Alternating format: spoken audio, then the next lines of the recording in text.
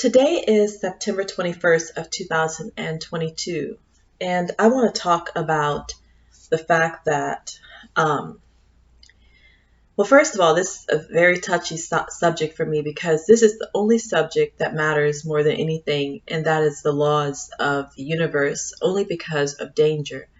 Of course, without danger, no one would really care about laws, but because of danger and damage and pain and suffering, laws are very important to me. So first, I want to start off with theft. Theft is one of the greatest accusations of our society and our generation of having been a broken law. Now, theft comes in the form of various loss, which means I don't feel like money is the greatest theft. I think that money is a very practical theft, and I think that people should expect it. Money is the raw mentality for provisions that without them you would be electrocuting yourself, or you would actually start dying and not know how to die because it's an improper death. So when someone steals money, I think they're being as kind as they possibly could be about the pain and suffering that we all would face without provisional resources. And at least they're not taking the possession. They're taking something that's a medium to acquire what they personally need. And it's not a bad person. It's just a person that always had the same needs as you. But obviously the world didn't give them that bottle, that bib, that diaper, that crib. Okay? So first of all, I do want everyone to know that I don't care for people that steal money. Now recently my job has stolen several hundreds of dollars from me in my paycheck. That's a different theft because the entrepreneur doesn't need the money. So I am going to charge them for that one. It's very hostile and cruel. When I say theft that is not chargeable, I mean civilians, which means when civilians steal from each other, I wouldn't arrest them. I would put them on a payment plan and make sure that they have a job, which means I would actually, make sure that this person always stays employed. So my take on it is people steal because they have needs. And I would not arrest them for stealing. I would arrest an entrepreneur for stealing because he doesn't have needs. He's the provision, because he's the only person that cannot steal from us because that would be taking cruel advantage of us. Like politicians, pastors, parents, and, entrepreneurs, they shouldn't steal. But civilians, if they're not properly provided for, you just have to expect those things. It's like customer complaints. It's just stealing money is just someone complaining about society. Sometimes people lose their job. They complain the right way. I'm not justifying it. What I'm saying is that you have to expect losses when you're not doing things properly. Now, if you all were doing things properly and people were actually stealing when they could walk into a skyscraper and get it themselves, then I could understand you arresting them. It's like, why are you so cruel to this person? You could have gone picked it up just like them. Why would you go all the way to their house to get something that was available to you, available to them, and why would you take it from them? They labored to get that. You could have done the same thing. No one's holding you back, So I could understand that being a theft arrest worthy because that was really injury to a person. But in a place where we all have the same needs and you all refuse to provide, that's not really theft. And that is compensation for damages to those that support an opportunity for those things to occur. But the theft I want to talk about is virtue, mentality. There are these laws called the 42 Laws of Ma'at. First and foremost, I'll admit that I am the authenticity of a heart that would never pretend a law or pretend a virtue that I do not have at all. For instance, I don't know how to sing. And I am perturbed when I hear my voice. When I sing because it is the ugliest thing ever. It has no vocal pitch, no depth, no density. It's not capable of being projected properly. There's no trained, innate instinct about it. That's how it feels when people pretend that they're a good person. It's like someone who can't sing. We all can sing. Like everyone could be a good person, but not everyone is the truth of it. So whenever you hear a person that can't sing, that's what I feel, but worser. When someone pretends like they're a good person. For instance, celebrities get credit for being a good person, and they're not. White people get credit for being good people, Hispanic people, Jewish people, certain wealthy people, important people of the world. Every time those people are deemed as good people, it feels like someone who's scratching the ear because they cannot sing. Sure, they can. Anyone go, ha ha. Anyone could do that, right? But just because you can do it, it doesn't mean that you are the authenticity of that. Even people that are trained to sing as celebrities, some of them sound bad. And then ever so often there's one who sounds like a Whitney Houston, or back in the day Mariah Carey, or Celine Dion, or Barbara Streisand, or people that didn't need any assistance to carry their voice in such operetta ways and such strong, thick, dense voices, or people that had genuine talent that wasn't taught to them.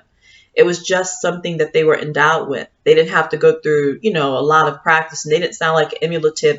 Anyone could do this, People would have to work their way up to it. Now, singing is easy, obviously, and there's a lot of training you could do, but let's just pretend like, it's really something that's just like you either can or can, and, there's no training. But there were some people that were just endowed, like they just could do it, And then there are some people that no matter how much they practice, they still have pitch problems. They still have the depth of sound problems. They still can't hit certain notes, and they don't have a voice that's desirable or appealing to listen to. Now, I said all that to say this. When someone pretends to be something that they're not, character and morale, the reason why it's bad is because people that really lack morale use those people to escape the accountability to have real morale. See, when white women say that they're a good person and they're not, people that are bad use them between someone who's really good and their badness. You get what I'm saying? So then you have a fake good person, a really bad person, and then you have a really good person who's suffering. The really good person is suffering because really bad people have fake good people that they can say, this person's good. Like, I really like her because she, I was talking to her the other day. She was saying, be positive. No matter what you go through, be positive. And I was like, you're right. I need to be positive. And that's not true. You need to let go of this planet if you're not going to do things right. Everyone needs to have what they need, and there's no negotiations. The same way school is boring, life is boring. Just providing other people's needs. It's a choice you make or you don't make it. And I say this because fake good people are worser than bad people. Because without fake good people, bad people wouldn't even have relief of going to hell. See, celebrities with rich people and white people relieve all bad people of the knowledge that they're going to hell. Which means everybody's going to hell except me, but people are relieved of it and they don't have to do anything about it because fake good people. So now I want to talk about the 42 laws of Ma'at and the 42 ideals of Ma'at. And I want to talk about something that kind of shocked me, but it makes a lot of sense because I want the human race to go to hell. Because they show me that they're never going to do the right thing where it matters most. And that's not hiding it, but at the person that you've done wrong to, Their excuses, I don't do it. I don't pay this. I can't pay. I could never. I'm like, okay, fine, have it your way. First of all, my life is a combination of universal conductive footsteps, which are unexplainable but believable. Secondly, it's damage from having been sinned to constantly. And last but not least, it is a process and a method in which I have to do what I have to do to pass through a situation that I did not choose, and 90 to 99% of the people that are here have chosen it.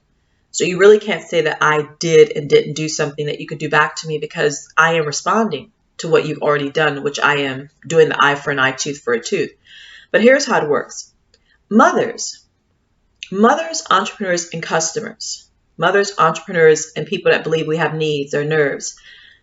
Those are all people that are going to hell. Here's why. The laws of Moses and the 42 laws of Ma'at, there are two laws in there. In the law of Moses says, thou shalt not kill. It also says, thou shalt not steal. Watch this. If you steal, you could pay it back. But you also didn't damage a person's appearance. And you didn't provide the opportunity to steal. You were a victim. Watch this. But if you have a child, you provided the opportunity to steal, you provided a thief possibility, you provided someone to be stolen from, and you supported a situation in which theft is possible. You broke the law of Moses. You also supported death, which is to be slain by an animal, fire, or your own biology. We all die by our own biology. Our biology slays us in the heavens. It makes us sick. It electrocutes us. It menstruates through us. It chokes through us. It slows down its capacity to be strong through us. It's always electrocuting us who can feel.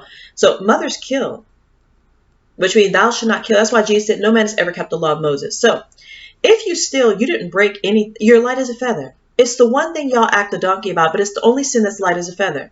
But watch this. If you have a baby, you broke all 10 of the laws of Moses. Because the possibility, you provided the weapon, you provided the means for the sin to be done. You expanded the environment in which the law can be broken. So you broke every law. Every mother is going to hell for certain because she knew that this environment could be sinned in. And she keeps on putting people in it, knowing that it's not perfect. People are not even trying to do right. It's just sin every second of every minute and fake good people supporting bad people. Okay? Last but not least, the laws of Ma'at have a law in it. It says, keep the waters pure. I have not damaged the waters. Now, when it says damage the waters, most people think it's talking about the earth. What is water? Water is symbolic to equitable molecules that have the same molecular compound structure. So water is H2O. Like flesh is flesh, blood, and bones. Or like your hair strand. Anything that has the same molecular compound structure would be considered symbolic to water. Which means don't defile things that are supposed to be the same. Which means don't make a person be poor, don't make a person be rich. How many of y'all allow that to happen? You broke the law of Ma'at. But here's the thing. It's better to have stolen. Okay? Because you could have been doing cosmic balance, which Ma'at stands for cosmic balance, than to actually allow people to be rich or poor. Which means a thief is better than people that negligently pass over poverty and wealth in our world.